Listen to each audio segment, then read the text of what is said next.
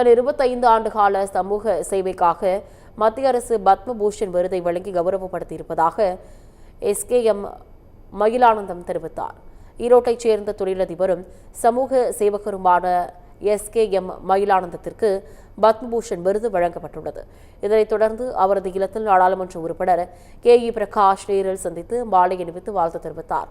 அப்போது செய்தியாளர்களை சந்தித்த SKM இதுவரை 69 லட்சம் பேருக்கு தியானம் சொல்லிக் கொடுத்துள்ளதாகவும் இதனை பத்மபூஷன் விருது வழங்கி மத்திய அரசு கௌரவித்திருப்பதாகவும் கூறினார். இது முழுக்க சமூக சேவைக்கான விருது. நான் இதுவரை 69 லட்சம் மக்களுக்கு யோகா தியானம் கற்றுக் கொடுக்கப்பட்டிருக்கிறது.